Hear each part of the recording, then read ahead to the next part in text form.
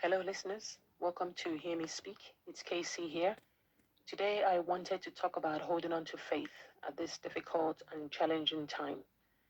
Now, as the world continues to battle the unseen enemy called COVID 19, a lot of people will have asked, where is God in all of this? And if He is there, can He truly be good when thousands and thousands of people around the world are getting sick and dying from something they cannot see, from something they feel they have no control over? Where is God and what is He doing? Now, we know that faith is the ingredient in the beginning of your relationship with God, and that faith is also the assurance of things hoped for and the conviction of things not yet seen. Prior to the virus, most people were getting on with their lives and all their daily challenges and dealing with life day by day. But now, we're living in a very, very anxious world. How will your faith hold up? Whilst you're praying for a miracle, do we also put some of that faith into scientists and doctors in the hope of them finding a vaccine? Is that a different type of faith between science and religion? A lot of people I know feel as if the world is shrinking right now, as countries have obviously closed their borders, so nobody can travel, that's home and away. Social distancing and self isolation happens to now be the new norm. This pandemic is a crisis with frightening proportions, and in some cases, it's disrupted local and international bonds and relationships. This is a crucial time for those with faith to hold steadfast their belief in God. Now, I know that not everybody believes in God, but for believers, their faith is part of their identity. At this point in time, believers have to lean into their faith so that they know they're not alone. Let your faith in God increase as the situation becomes uncontrollable and even unbearable. Believing that God has a plan would help regain some sense of control and acceptance. And this is truly where the serenity prayer comes to mind.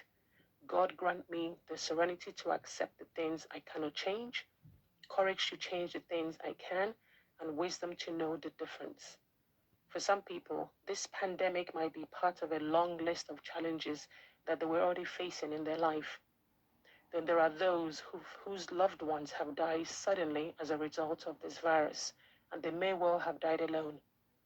And then there are people who feel like they're treading water, that they cannot make sense of this never-ending official guidance, either from the NHS or from the government or from the World Health Organization, what you need to do, what you don't need to do, how many times to wash your hands, staying in, coming out.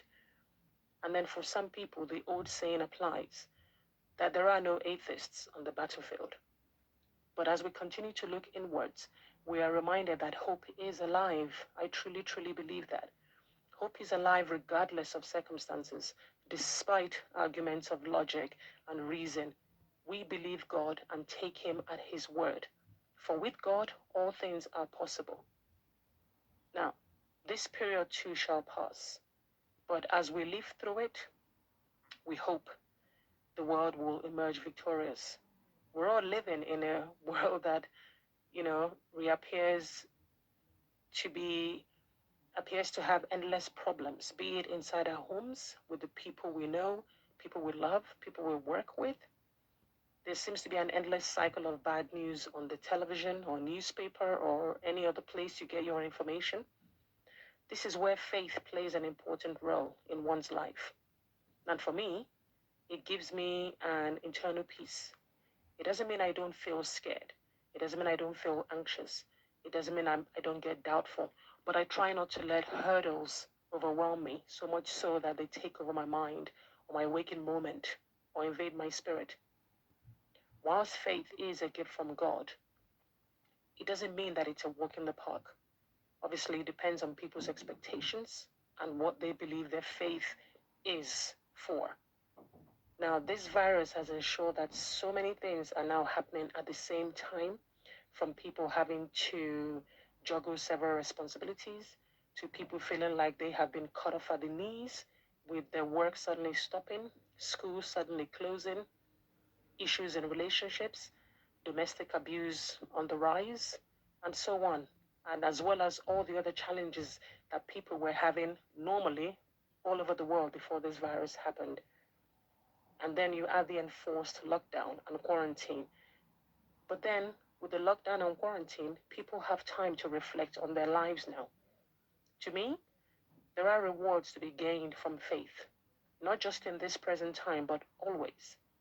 And for me, the rewards come in various forms like good health, miracles, purpose, peace, and contentment of the spirit.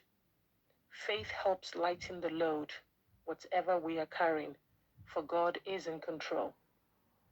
Lastly, listeners, let's not forget that difficult roads often lead to beautiful destinations. We just haven't seen it yet, but we'll get there. Thanks for listening. Don't forget to comment, share, and subscribe to my channel. Take care.